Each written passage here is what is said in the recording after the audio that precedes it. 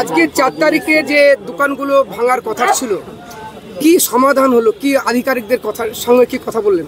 দেখুন, এইটা বলার আগে আমি একটা জিনিস বেলডাঙ্গাবাসী এবং আমাদের পাঁচরাহা ব্যবসায়ী যেটা সমস্যা হয়ে আছে, একটা জিনিস আগে সর্বপ্রথমে আমি ক্লিয়ার করতে চাই যে বেলডাঙ্গার কিছু মানুষ বা সকলেই আমরা এই ফ্লাইওভার হবে বা এই যানজটের সমস্যা, ফ্লাইওভার হোক, ডেভেলপমেন্ট হোক, আমরা কিন্তু এর পক্ষে, এর বিপক্ষে নয়। পাশাপাশি আমরা যারা ব্যবসায়িক আছি, এখানে দীর্ঘদিন ধরে ব্যবসা করছে, এদের অর্থনৈতিক অবস্থা কারোর ভালো কারোর খারাপ, কিন্তু এ থেকে তো পরিবারটা চলে, সংসারটা চলে।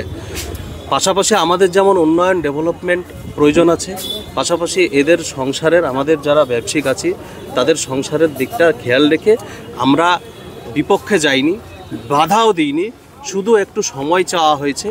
সময়টা এখানে কিছুটা সময় বলা হয়েছিল, সেটা আমরা আরও 2 মাস এক্সটেনশন করার জন্য বললাম। তিনারা সহমত পোষণ করলেন এবং আমরা যে প্রসেসিংয়ে এগোচ্ছি বা অফিসিয়ালি কিছু প্রসিডিওর আছে তার জন্য সময়টা নেওয়া। আমরা উন্নয়নের পক্ষে, যেদিনকে ব্রিজ হবে বা যে প্রসিডিওর ওনারা দেবেন সরকারি পক্ষ থেকে আমরা সহযোগিতা করব, এ নিয়ে কোনো সন্দেহ নেই। শুধুমাত্র আজকে সময়টা চাইলেন? শুধুমাত্র আমরা সময়টা চেয়ে নিলাম, ওনারা ভালো ব্যবহার করলেন এবং সহযোগিতায় ছিলেন। আমাদের দাবি সেটা মানলেন ওনারা। আপনারা কি প্রপোজাল দিয়েছেন? আমরা প্রপোজাল দিয়েছি বিগত দিনে যত জায়গায় ফ্লাইওভার বা এই ধরনের কাজ, যানজটের সমস্যার কাজ যেখানে হয়েছে, সমস্ত জায়গাতে আমরা খোঁজখবর নিয়ে দেখেছি রেল কর্তৃপক্ষ তিনাদের সঙ্গে আলোচনার মাধ্যমে বিভিন্ন জায়গায় তাদের নিয়ম অনুযায়ী, গাইডলাইন অনুযায়ী বিকল্প ব্যবস্থা, সে লিজ সিস্টেম, ভাড়া সিস্টেম একটা রাস্তা তিনারা করেছিলেন। আমাদের বেলডাঙ্গা পাঁচরাহা ব্যবসায়ী সমিতির পক্ষ থেকেও যাতে কেউ দিশাহারা না হয়, করে খেতে পারে, সেই ব্যবস্থাটাও রেল কর্তৃপক্ষ এবং উচ্চ কর্তৃপক্ষকে জানানো হয়েছিল। তিনার কথা মতোই আজকে সেই কথা ওনারা রাখলেন। আমাদেরকে সময়টা দিলেন প্রসেসিংটা করার জন্য। আপনারা কি লিজের কোনো প্রপোজাল দিয়েছেন? আমাদের আলোচনা চলছে, চিঠি করা হয়েছিল আগে এবং আমাদের প্রপোজাল আরও একটা রেডি হচ্ছে। এনাদের কথা মতো যত শীঘ্রই সম্ভব হোক আমরা এটা পাঠিয়ে দেবো।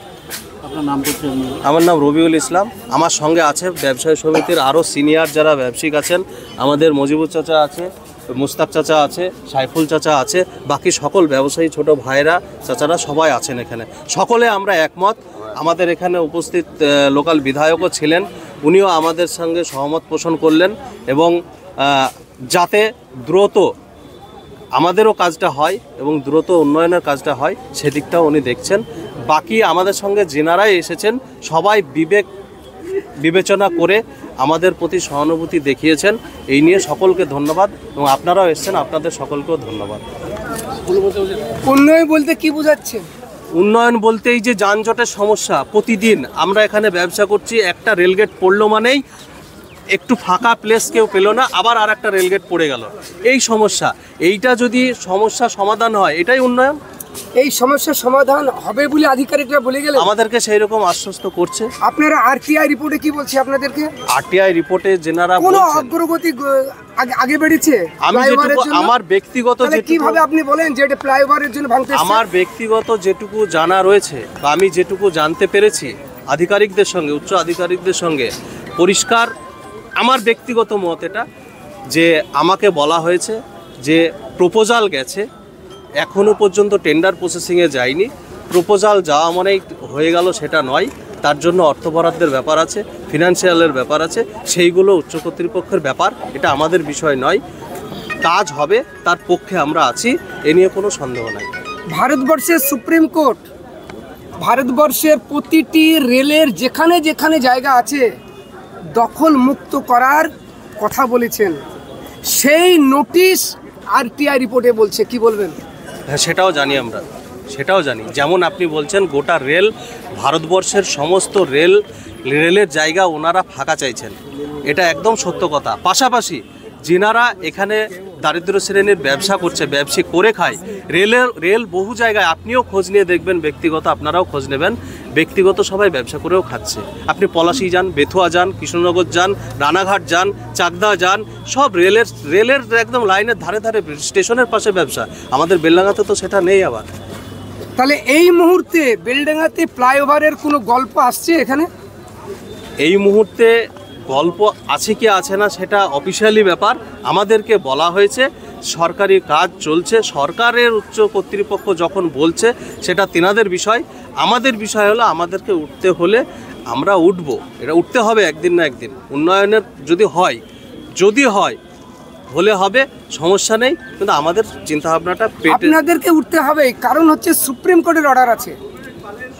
আইনের ঊর্ধ্বে ফ্লাইওভারের জন্য আপনাদেরকে উঠতে হচ্ছে না, বলি আপনাদেরকে উঠতে হচ্ছে সুপ্রিম কোর্টের অর্ডার অনুযায়ী।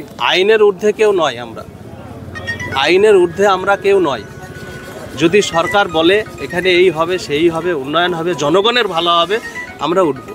কিন্তু কারোর পেটে লাথি মারা যাতে না হয়, সবার পেটে খিদে আছে, এই বিষয়টা একটু পাশাপাশি বিবেচনা করি। এলাকার মানুষ প্রত্যেকের একটি বক্তব্য, মানে মানুষের মুখে মুখে হয়ে গেছে যে এখানে ফ্লাইওভার হবে, এখানে ফ্লাইওভার হবে, দোকান ভাঙবে, এই গুঞ্জন এলাকায় শোনা যাচ্ছে।